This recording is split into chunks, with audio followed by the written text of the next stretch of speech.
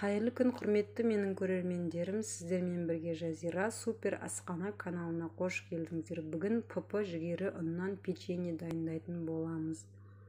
Ең алдымен печеньеге керекті заттар: бір жұмыртқа, жүгері ұны, сары май және сыр болады. Бір жұмыртқаны ыдысқа салып, жақсылап араластырып аламыз. Вилкамен араластыруға да болады. Достар, менің каналыма жазылып, лайк басып, пікір қалдыруды ұмытпаңыздар. Содан соң бір шымшым тұзды араластырып аламыз.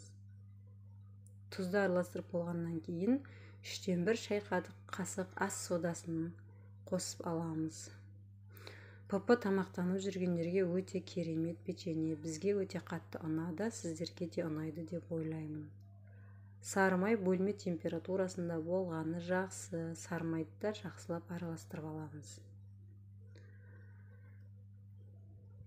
Сары майды араластырғаннан кейін жүгері ұнын 3-ке бөліп, жақсылап жұмсақ қамыр илейміз. Бұлардың барлығының мөлшерлерін описаниеге жазып қоямын. Сіздер де міндетті түрде дайындап көріңіздер. Бұл печенье ПП тамақтанып жүргендерге өте керемет. Әсіресе аллергиясы бар балаларға да тәтті печеньенің орнына беруге болады. Жұмыс қамырымыз дайын болып қалды.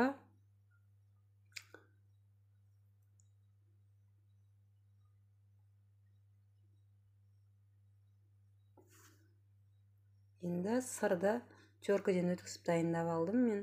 Сол сырды араластырамыз.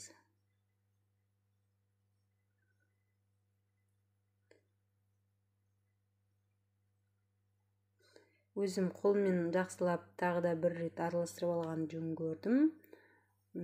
Сосын барып біз бұл печеньеге форма береміз. Мен оңай қылып домалақтап форма бердім. Сіздер өз қалауларыңыз бойынша берсеңіздер болады форманы.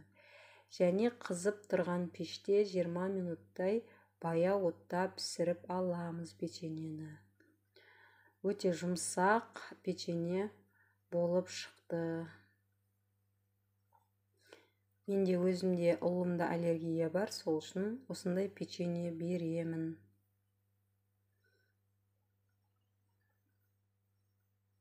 Достар, каналға жазылып, лайк басып, пікір қалдыруды сұраймын. Печеньемізді пешке жібердік. Мінекей дайын болды.